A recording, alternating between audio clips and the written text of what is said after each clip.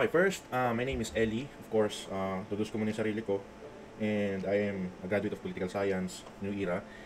And during my college days, siguro hindi ko totally nagamit, no, yung kung ano yung pag-aralan ko. May mga ilan akong nagamit. Pero most of them is lahat natutunan ko from the scratch. So I'm currently working as a founder of Arma SEO. So meron akong agency and ang focus namin is mag-provide ng local SEO.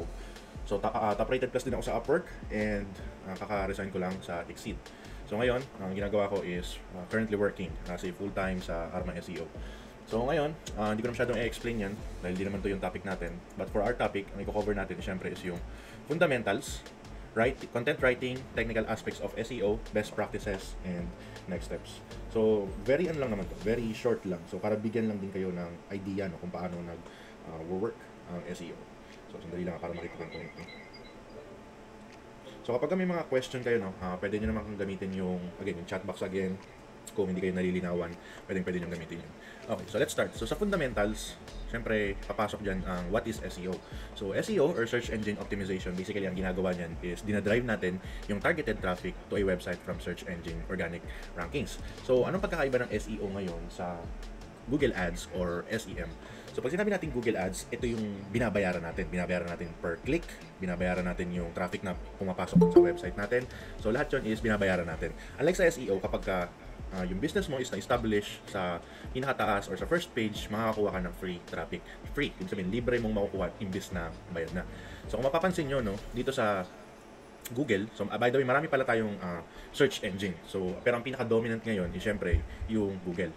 Merong Baidu, merong DuckDuckGo, iba-iba yan. Pero again, ang pinaka-dominate nga sa market is yung Google. So kung mapapansin nyo minsan dito sa taas, may makikita kayong sponsored pag nag-search kayo sa Google, and yun yung binabayaran.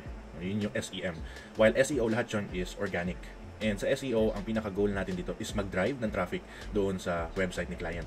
So anong ibig sabihin kapag nakakapag-drive tayo ng free traffic doon sa website ni client? Ibig sabihin, more business, more conversion, more revenue sa kanya yun. So basically, yun yung role na gagawin nyo as an SEO specialist in case lang na gusto nyo i-pursue ang pagiging SEO specialist. Okay, so kung titignan nyo rito, no, the main benefit of ranking for a specific keyword is that you can get free traffic to your site month after month. So of course, nandiyan pa rin yung competition, hindi lang naman tayo or hindi lang naman kayo in the future, in case nga gusto nyo i-pursue SEO, hindi lang naman kayo ang gagawa nun. So nandiyan yung competition, of course, lahat yan nag-uunahan maging top 1, lahat yan nag-uunahan makasungkit ng first page. Kaya from time to time, kailangan alagaan, kailangan i-maintain yung rankings.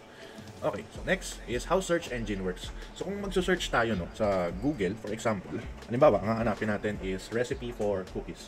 So kung mapapansin nyo minsan, ito example natin.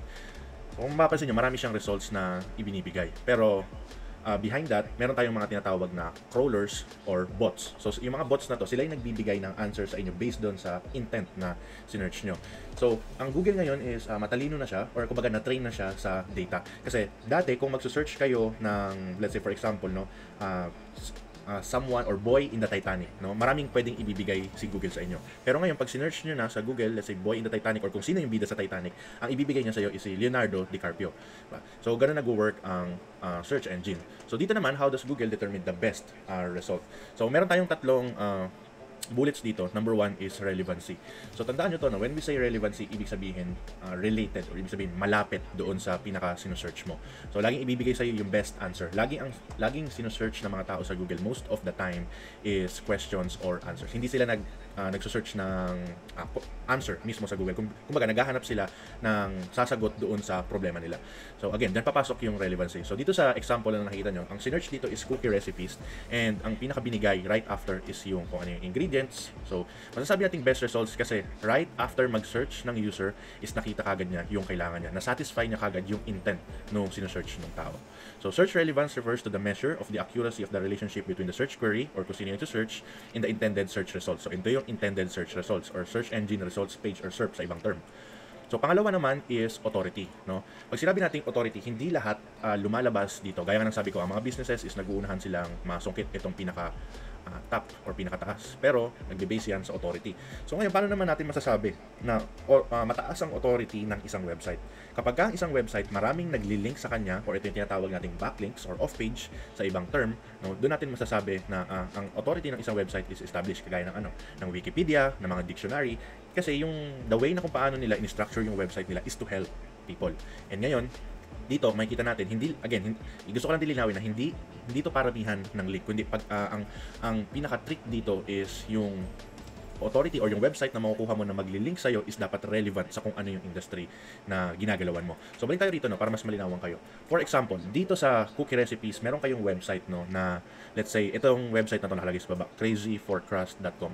And sa crazyforcrust.com, no, nakalink dyan for example, si Panlasang Pinoy, ginamit yung content nyo, or si Ninong Rai, ginamit yung content nyo. Ibig sabihin, vinouch kayo ng mga credible sources na to. So in that way, nakakapag-establish kayo ng authority. So any questions about relevancy and authority? May questions ba kayo? So pwede nyo i-comment dyan para mas malinawan kayo.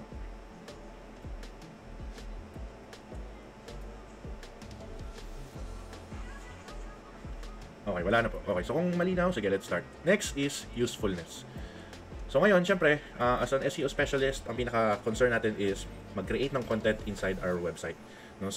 So in terms of content, mahalaga na tandaan nyo, no, na dapat useful siya. Pero may note dito, higher quality content, not necessarily more useful content. So magkaiba yung bagay na yun. So content can be relevant and authoritative, but if it's not useful, Google won't want to position that content at the top of the search results. So although, ganito, para mas maintindihan nyo, although na-establish nyo yung relevancy, ibig sabihin, pag relevant kayo, na-hit nyo yung certain keywords, tapos nandun yung authority nyo, ibig sabihin, maraming nakalink or gumagamit ng resources na ginawa nyo, pero hindi siya usefulness, let's say, iba yung tinuturo nyo or iba yung laman ng content nyo, hindi pa rin siya gagamitin ni Google.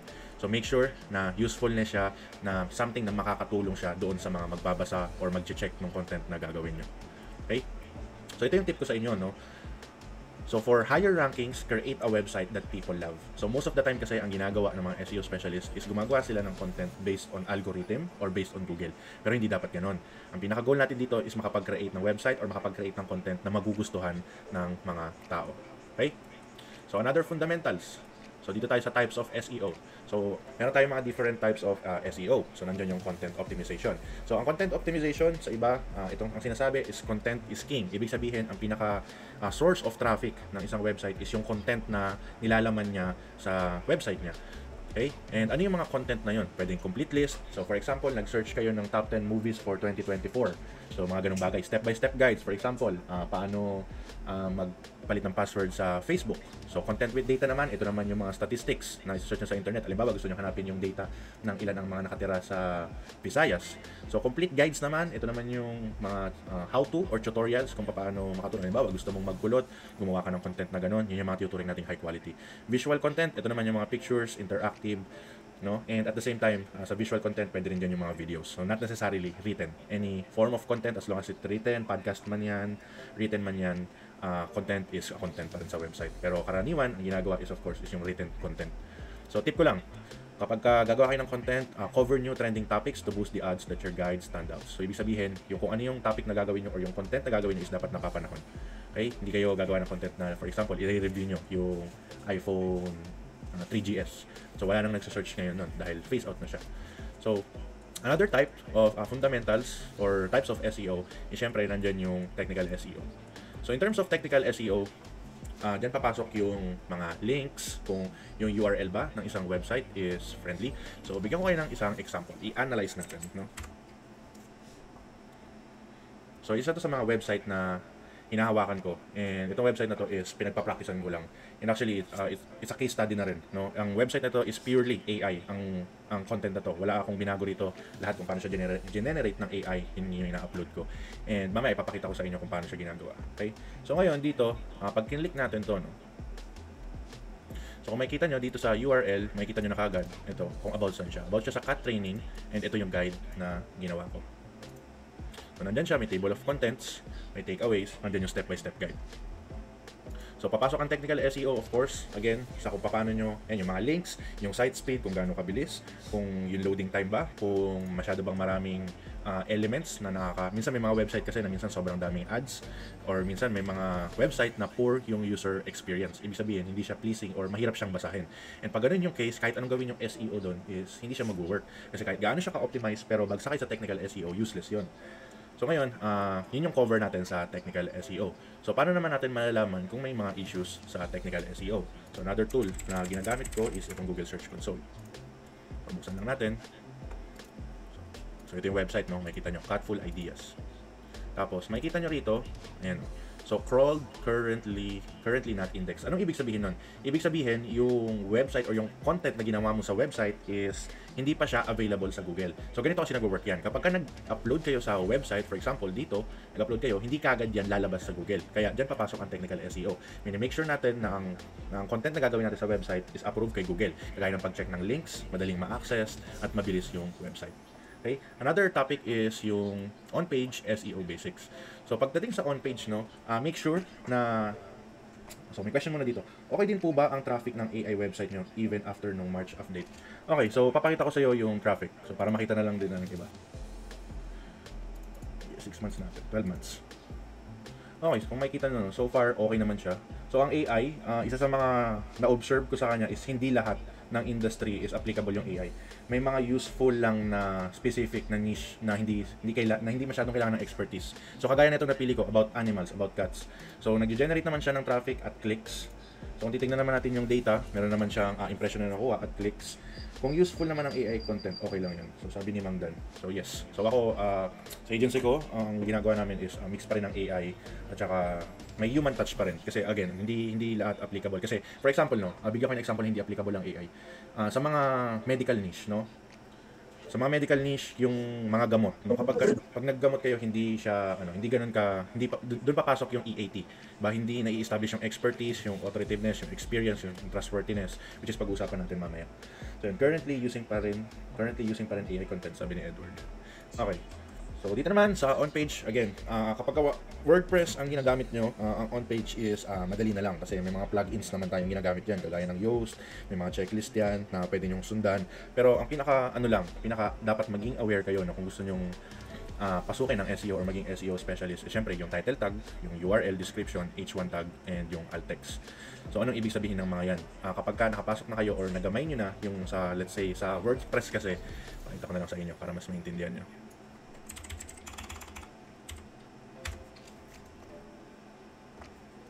So sa WordPress kasi may mga iba't ibang, ang website kasi may mga iba't ibang builder yan. Unless kapag ang website is purely hard-coded, yun yung kailangan nyo ng help ng isang web developer. Pero kung ang mga website niyo, which is my experience, is ang website niyo is madali na lang kung paano siya binibuild. Meron ng mga website builder kagaya ng Elementor, kagaya ng DV Builder, mas madali nyo na siya na navigate. So pakita ko sa inyo, dali, i-access ko lang to. So may mga tanong kayo, i-comment nyo lang. So yung iba rito, may mga experience na.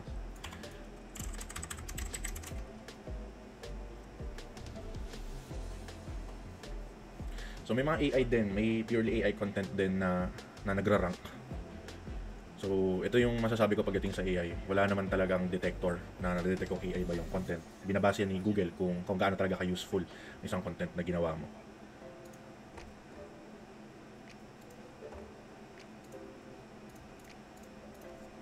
Okay, so ano lang natin to. Wait lang natin.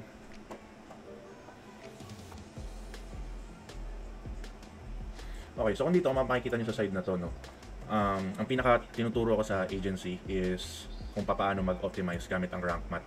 So dalawang ginagamit namin, Rank Math plugin or Yoast SEO, no. So yung mga tools na yun nakaka-help siya para sa on-page. So dito nakikita nyo, no, ano yung keyword, yung snippet, ito yung magiging itsura niya sa Google.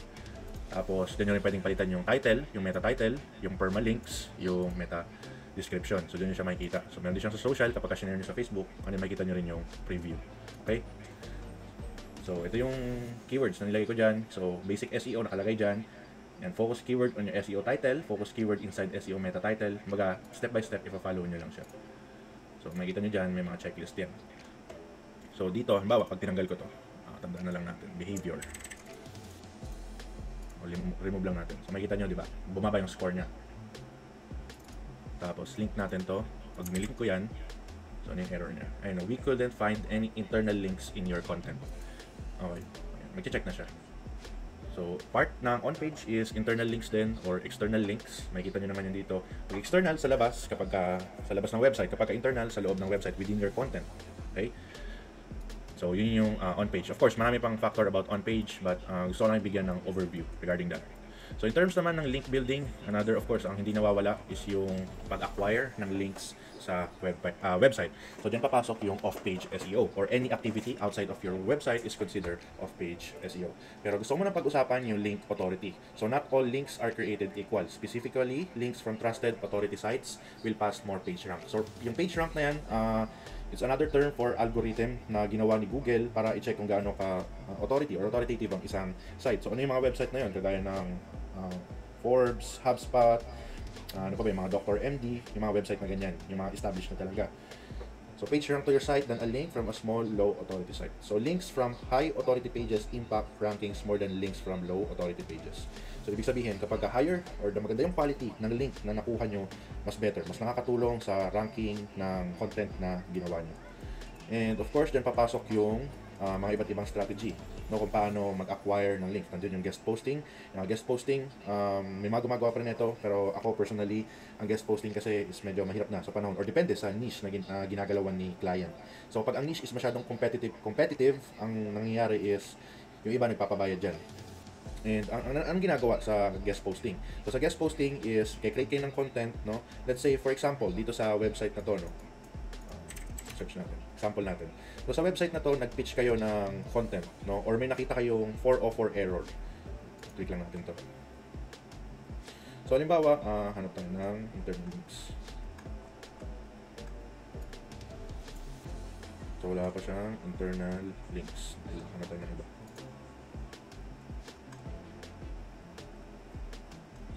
So, wala rin siya.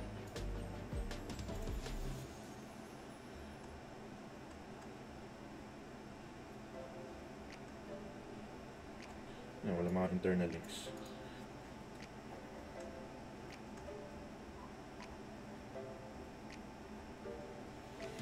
Okay, sa ibang website tayo. Ang dami niyang wala siyang internal links.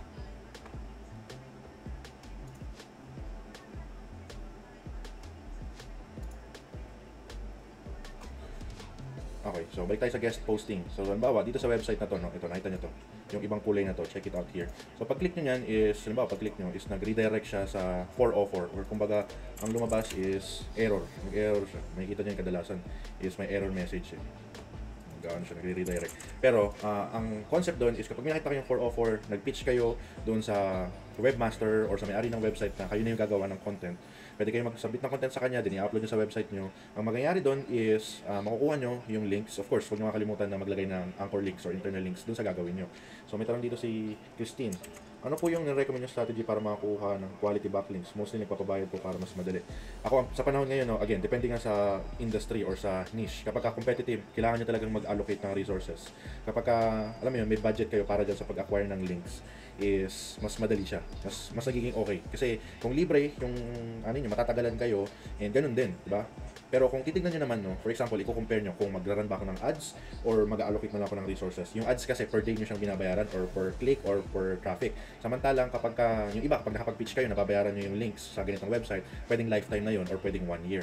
So, doon ko na lang din tinitimbang. Pero kadalasan, ako, ang strategy talaga na ginagawa ko, lalo na kung mahirap, is, yan, bumibili talaga ako, nagalaan talaga ako ng budget yan. So, yun yung guest posting. So, linkable assets naman is, ito yung mga tinatawag na way beyond great content. Ito yung mga industry study, myth-busting article, visual guide, free tool, curated list of tips, example, or resources. So, itong mga bagay na to, no, ito yung mga talagang nakakatulong or helpful, no, sa mga users. And for example, no, gumawa kayo ng free tool. Let's say, calculator. Ako meron akong ginawang free tool sa website ko. And ginamit ko lang to is ChatGPT. So for example, no, itong SEO timeline calculator. And itong SEO timeline calculator na to is meron tong mga backlinks na nakuha ko ng libre. And paano ko nagawa yun is na-attract ko sila by creating, kaya nga sabi ko rito, free tool na something useful. So ngayon, kung iba naman industry mo, try to think about something na magagamit ng traffic nyo or ng mga users nyo. For example, sa financial, no, ano ba yung mga calculator na pwede nyo gawin? Let's say sa financial niche, let's say gumawa kayo ng calculator or pwede kayo mag-suggest ng calculator about kung paano mako-compute yung kung kailan nila makuha yung investment nila, mga ganun bagay na something helpful, no? So yun yung mga tinatawag nating linkable assets. So another one is yung press release. So of course, press release, ito yung pagsasubmit sa mga journalists, and most of them is itong press release na to is nagre-require din ng budget. Pero kung meron kayong mga connections sa mga, let's say, journalists dito sa Pilipinas or sa ibang bansa, mas maganda kung kayo yung gagawa ng content sa kanila, okay yun. So ako, ang ginagawa namin dito is kami yung nagbabayad sa mga press release distributor sa ibang bansa para mas madali yung pag-acquire namin ng backlinks. And dito, guaranteed na makakuha kayo ng maganda at authoritative na site. So another thing is local citations and social profiles. Ito siguro yung pinakalibre at gamit na gamit. So local citations, ito yung mga sa Yelp or pag-create ng profile sa Yelp, saan pa ba? Sa TripAdvisor, sa Google Maps, no? Mga ganyan. So, yung tinatawag ng local citations. Social profiles naman, ito yung pag-create ng mga social media accounts. Nakakatulong din yon, lalo na kung yung social media profile is nag-generate ng traffic. Nagsisignal yon kay Google na ibig sabihin na yung business mo is legit and working, na hindi yun spam. Okay? So, any questions? Bago tayo pupunta sa white hat versus black hat SEO techniques. May mga questions ba? So, mamaya, pag-usapan natin yung content after neto. So, may mga questions ba kayo? Or clarifications? Wala na po. Sa iba, na-absorb ba? O masyado ba ako mabilis? O nagigets naman? Yung sa mga wala pang experience. Malinaw naman ba? O may hindi kayo naintindihan, pwede kong daanan saglit. Okay, kung wala na kayong question, let's proceed na sa white hat and black hat SEO technique. Malinaw po, sabi ni Makoy. Okay, thank you, Makoy. Okay, so in terms of white hat and black hat SEO, ito yung sa pag-acquire ng links, no? So isa sa mga pinaka-major factor na para makapagpa-rank sa isang website is yung bukod sa content, syempre yung backlinks na ma-acquire mo. Pero may mga ilang tao na ino-automate yon or may mga tools na automated. Ako, I tried black hat technique. So nagkakaroon siya ng kaunting kick sa traffic pero hindi siya long term. Kumbaga, nagkakaroon lang ng spike pero nawawala din. So yun yung nakita kong downside ng black hat SEO. So ano bang ginagawa sa black hat SEO? So makikita nyo rito, merong ginawa yung reports, and in some cases may lead to complete removal of a spammy site from Google search results. So basically, ako kino-consider ko na black hat SEO kapag spam yung dating. Halimbawa, isa sa mga naka-automate yung paggawa mo ng link building, no? Marami kang website na ginagawa and may mga tools na itong Money Robot na to, isa to sa mga black hat SEO tools na ginagamit. So ang ginagawa nitong tools na to is pinapakita ko lang sa inyo, pero nasa inyo, gusto niyo try. Ang ginagawa ng tools na to is nagke-create siya ng mga mini sites na nako-consider as backlinks, pero again, spamming nga yung dating. Hindi ganoon kagaganda yung quality na generate dun sa mga website na yun. Okay? So black hat SEO isn't just about link building. Many other black hat approaches have nothing to do with links, like doorway pages. So pag sinabi natin doorway pages, ito yung pag click nyo yung isang content sa isang website pero na-redirect kayo sa kung saan. Let's say ngayon sa sugal. Ang daming ngayon, ang daming nagpo-promote ngayon ng sugal. And pag kinlik nyo yun, napupunta kayo sa dun mismo para mag-sign up doon sa sugal. Yun yung mga tinatawag nating doorway pages. Ibig sabihin, iba yung hinahanap nyo pero napupunta kayo sa ibang web pages or ibang content. So kino-consider na black hat yun. And what else? Ang pabili ko na topic. So, content writing. So, isa sa mga ginagamit kong tool, no, sa agency namin is AI. Again, may AI kami ginagamit pero inaano pa rin namin, sinecheck pa rin namin. So, ipakita ko sa inyo kung paano siya nag-work. So, bigay kayo ng topic sa comment section yung sa maganda nyo. So, ito yung ginagamit namin, SEO writing AI. So, ano ba magandang topic? So, for example, dito, makikita nyo, cake recipe. Hindi, yung product roadmap, iba siya. Ito, yung sinasabi ni Makoy, no? Yung product roadmap, so an in-depth review of single product, pros and cons. So ano to, most likely sa mga e-commerce to. Pero kami, since focus kami sa local SEO, ang ginagamit lang namin is itong one-click blog post. So ano ba, ang topic is cake recipe. Gamitin na lang natin. So pag kinlik ko to, mag-generate siya ng title. Easy homemade cake recipe for any occasion. English, yung language. So gawin lang natin small. Tapos, yung tone of voice, lagi lang namin nilalagay dito sa informational. So, point of view, hindi namin nilalagay yan. Target country, United States. And humanized text. Ito. So, humanized text, ibig sabihin, yung content na pag AI kasi, minsan merong hallucination. Minsan malalalim yung mga namin na. So, ang ginagawa nito is nakakatulong siya para mas madaling maintindihan yung content na gagawin. So, pwede rin dito AI images. Sige, lagyan natin. So, photo. Tapos NLP, so ito yung mga sets of keywords na halimbawa gusto nyong ma-include doon sa article nyo. So structure, halimbawa gusto natin lagyan ng question yung simula. So conclusion, tables, H3. So H3, ito yung mga subtopic, list. So tanggalin ko itong italics, quotes, tanggalin ko din to, hindi natin kailangan ng quotes, hindi naman tayo gumagawa ng tula. Key takeaways, FAQs, and tanggalin din natin itong bold. So external linking, hindi ko na ginagamit yan. Ito, deep web, basic web. So kumbaga, nag-analyze lang siya, no? Quickly finds thematical sources and use them as a factual basis for writing an article. So kumbaga, chinecheck niya na yung content na gagawin niya, kung inline ba doon sa laman ng Google. So kumbaga, basic lang to. Hindi to nag-i-in-depth research. Kumbaga, kung ano lang yung results na ibigay ni Google, yun lang yung titingnan niya. Pero yung deeper than that, hindi niya nagagawin yun. So kiklik lang namin to. Kung makikita niyo, dami ng mga content dito. So mag-aantay lang kami ng mga ilang minuto. So, habang generate natin yung topic is pakita ko na rin sa inyo kung ano yung isa sa mga tool na ginagamit namin para kung sa ganun makatulong sa pag-optimize. So, kung familiar kayo sa Surfer SEO, ayan, ito yung isa siguro sa mga kalaban niya or isa sa mga ginagamit niya. So, ikaw lang tayo rito. So, new query. So, cake recipe. So basically, ang ginagawa na nito is in-optimize niya. In-optimize niya pa yung content na gagawin mo. So, cake recipe, click lang natin to or itong edit. So, nagkaroon pa ng analysis. So, ito na, so 62% na. So, ang gagawin ko, kapag katapos ko na i-generate ng AI ito, ipapasok ko na siya dito para i-analyze yung competitors kung ano yung content na ginagawa nila. So, kumbaga sa agency namin, ang combo na ginagawa namin, itong dalawa at saka ito. So in terms of traffic, pakita ko na lang din sa inyo kung nagwo-work ba siya. So ito yung traffic over time na ano namin kay client. So merong mga pababa because ano to sa mga updates, pero yung trend naman niya is pataas. So again, it varies pa rin sa niche na ginagalawan nyo or depende pa rin yan sa industry. Okay, so makikita nyo, ito na yung content. So at alala nyo, ito yung questions, di ba? So dito yung key takeaways. May video pang sinali. So ito yung essential ingredients. Nagkaroon na siya ng internal links. Pero yung mga internal links na to, pag chinek nyo is, ayun, diba, nag-not found siya. Kaya kailangan talagang i-double check. Makikita nyo. So gagawin ko dyan is ikakopy ko yan. Tapos pupunta ko rito. So kung makikita nyo, no, sa rank 1, ito yung content score niya, 23. Yung page title niya is Simple White Chocolate Recipe. Yung length of words niya is 674 lang. So lalagay natin yung top 10, no, na competitors na gusto namin, kumbaga, i-beat in terms of content. So next lang natin yan. Tapos paste lang natin. Oops. Copy.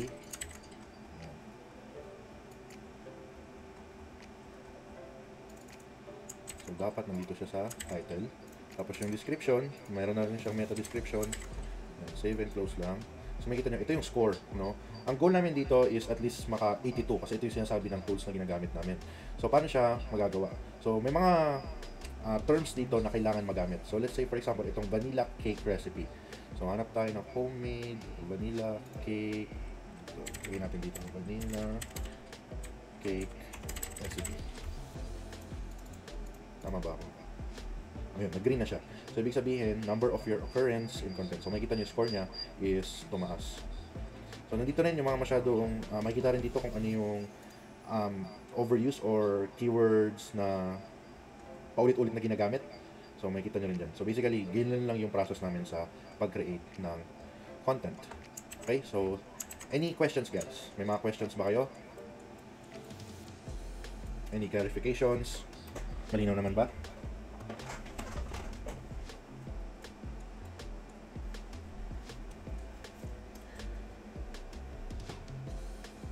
So, iba kung sa mga medyo bago pa lang to, kumbaga kung first time niyo tong ma-experience or marinig.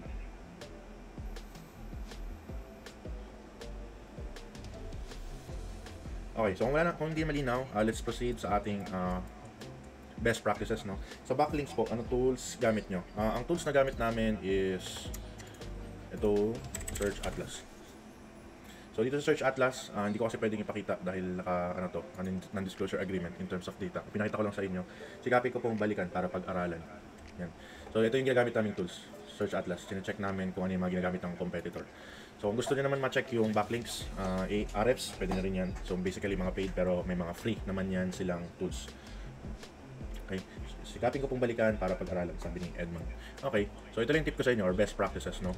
Ang daming ano ngayon, madami kayong matututunan. Ang internet is puno-puno ng information about sa SEO, kung ano ba yung tamang gawin, ano ba yung dapat na pina-follow nyo, no?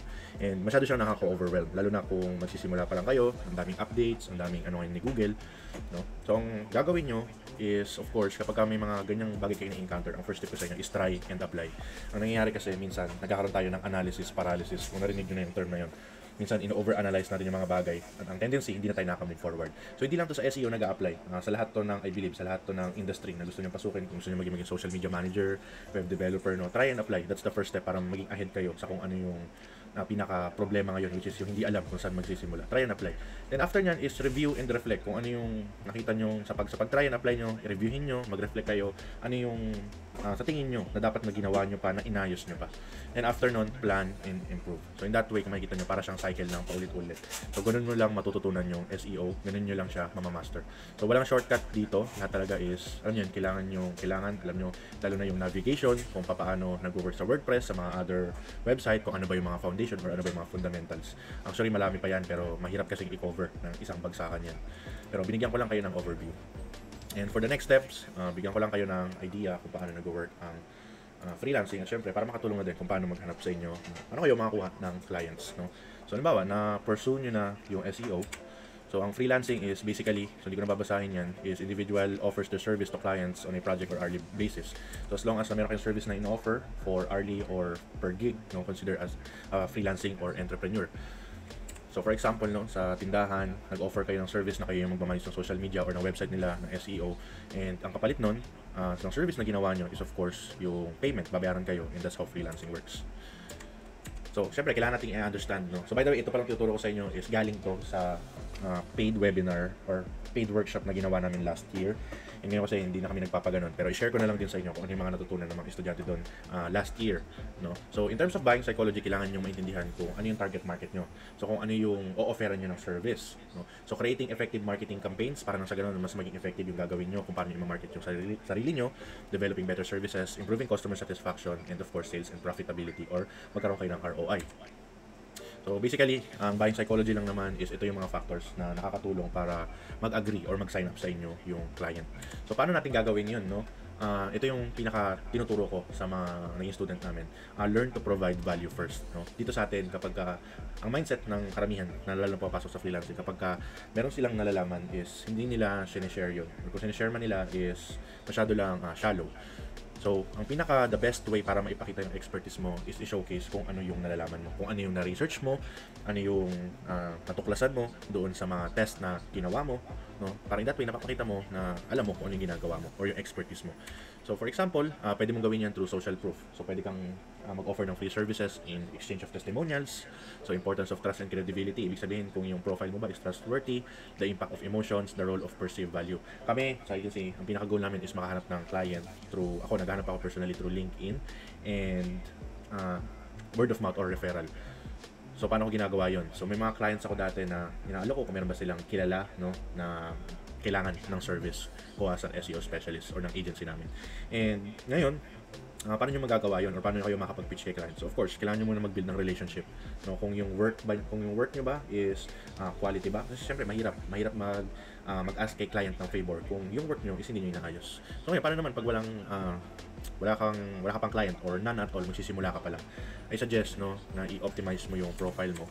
And yan, maximizing the platform, yung Upwork or LinkedIn. Pero hindi ko na nire-recommend yung Upwork ngayon dahil sa mga changes na hindi na siya pang newbie. Pero merong onlinejobs.ph, alam ko may mga ibang gumagamit nun. Facebook groups, nakakuha rin ako ng mga ilang clients dyan. Sinesearch ko lang, no? Alam ko may mga list ako nyan, available yan sa group, dun sa Discord group. So, send ko lang sa inyo kung gusto sumali. And personal profile, of course, LinkedIn.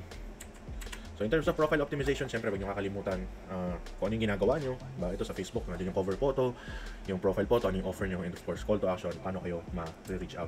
So ganoon din sa LinkedIn, nandun yung cover photo, title offer, nandun dyan, I help business owners book meetings with their preferred clients. So napaka-plain and straightforward, no, kung ano yung service na ino-offer nyo. So in terms of summary, pwede naman kayo gumamit ng AI dyan. Pero again, basahin yung maigi. Pag too much information ang nilagay nyo dyan, 90% hindi yan babasahin.